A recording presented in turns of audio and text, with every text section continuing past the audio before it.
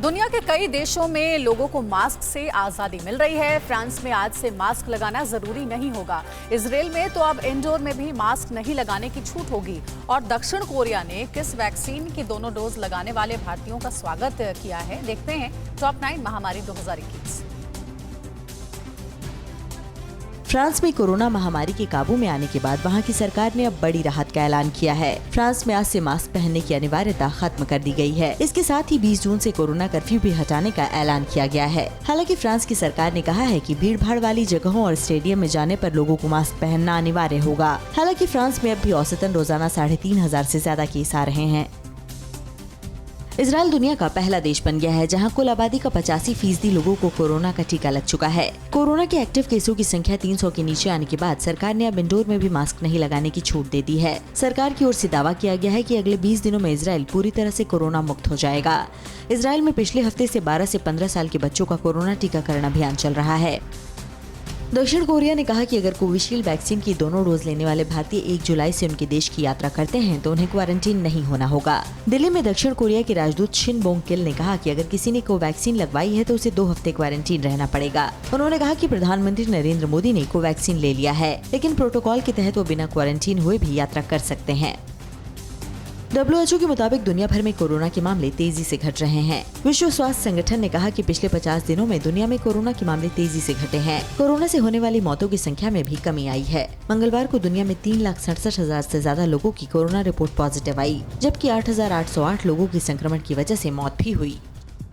देश में Covishield vaccine को 2 डोज में बढ़ाए गए अंतराल को कम करने की योजना को लेकर राहुल गांधी ने मोदी सरकार पर निशाना साधा है। राहुल ने ट्वीट कर कहा कि बीजेपी टीकों की कमी और सरकार की नाकामी को छिपाने के लिए झूठे नारे देने में जुटी है। राहुल के बयान पर केंद्रीय स्वास्थ्य मंत्री डॉक्टर हर्षवर्धन ने पलटवार करते हुए कहा कि कोविशील्ड की डोज के बीच अंतराल बढ़ाने का फैसला पारदर्शी व वैज्ञानिक सबूतों पर आधारित है। वैक्सीन पर भ्रमजाल फैलाने का एजेंडा अब नहीं चलेगा।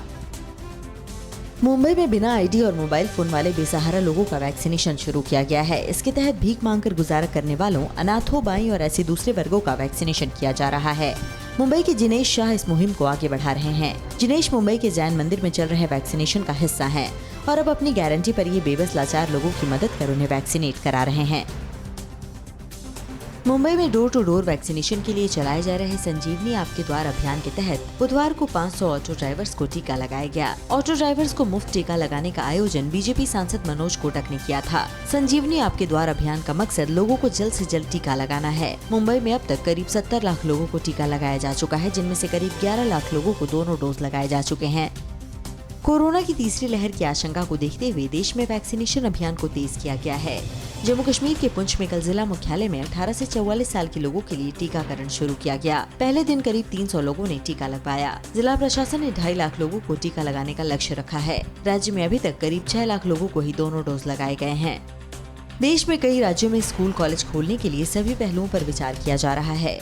दिल्ली में फिलहाल स्कूल ऑनलाइन मोड में ही काम करना जारी रखेंगे। यूपी में सिर्फ शिक्षक और कर्मचारियों के लिए 1 जुलाई से 1 से 8वीं तक के स्कूल खोलने की इजाजत दी गई है। पढ़ाई ऑनलाइन ही होगी। बिहार में हालात ठीक होने पर अगले महीने से स्कूलों को खोलने पर विचार किया जा रहा है। एमपी और हरियाणा में हालात पूरी तरह से काबू होने पर ही स्कूलों को खोला जाएगा। फिक्र आपकी, सोमवार से शुक्रवार रात 9 बजे सिर्फ TV9 भारतवर्ष पर।